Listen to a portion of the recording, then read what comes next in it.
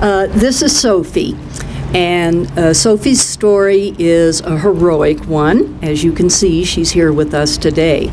Sophie is now 15 years old. When she was 8 years old, I was taking the cruelty calls on the Animal Protection of New Mexico cruelty line, and I received a call from a woman who had driven herself to the emergency room of Loveless Women's Hospital in Albuquerque. And I went to the hospital based on what she was telling me, and she gave me the keys to her car, and I went out to her car, and I found Sophie in the back seat. I took Sophie to an animal clinic that was directly across the street and went back to the hospital, and this is what the woman told me. She and her husband had been involved in an argument that Sunday morning, and it had escalated, and in order to protect herself, the lady had run into the bathroom, which was the only door in the apartment that had a lock. She was afraid. He became irate that she was out of his reach, and he couldn't get her out of the bathroom, and that just escalated. He then turned and saw Sophie, their family dog. He picked Sophie up, went into the kitchen and took a knife, went over to the bathroom door, and threatened her with killing her dog if she didn't come out. The lady didn't believe he would do that. He then proceeded to stab Sophie 3 times. Sophie lost her right lung, she lost the use of one of her back legs for a while, and she has multiple scars from the stab wounds. Well, Sophie's a survivor, and so was that lady. The lady has since moved out of state. She could not afford the vet bills that were incurred by Sophie, so I adopted Sophie from her, and her last wish for Sophie was that Sophie would become a therapy dog. And I told her that if she regained her health, passed the evaluations, and could take all of the classes, that she would become a therapy dog.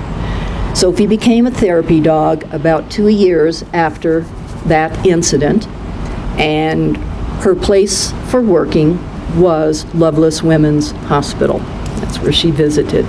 Perhaps the most interesting part of the story, and the scariest part, and the most preventable part, is what happened to the abuser.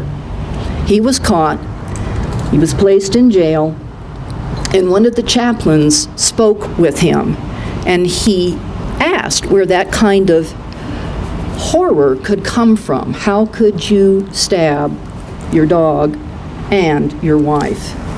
And he told the story of his childhood.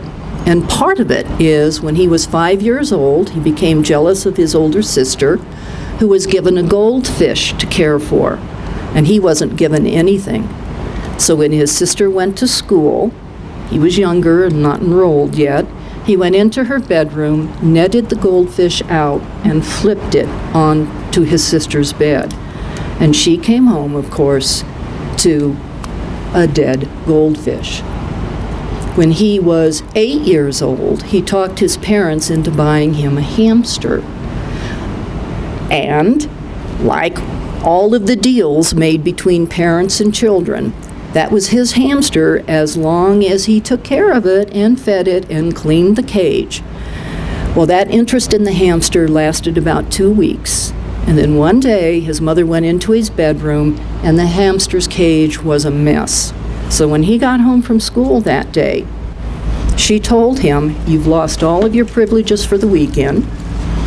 You're going to clean your hamster's cage, and you're not coming out of your room until Monday morning when it's time for school." That infuriated him, and he took his anger out on the hamster. And he explained to the chaplain that he picked the hamster up out of the aquarium, went into the bathroom, and flushed him down the toilet. It didn't surprise me to hear those stories, and it didn't surprise me that that's the same mentality that would have stabbed this little 10-pound dog and his wife.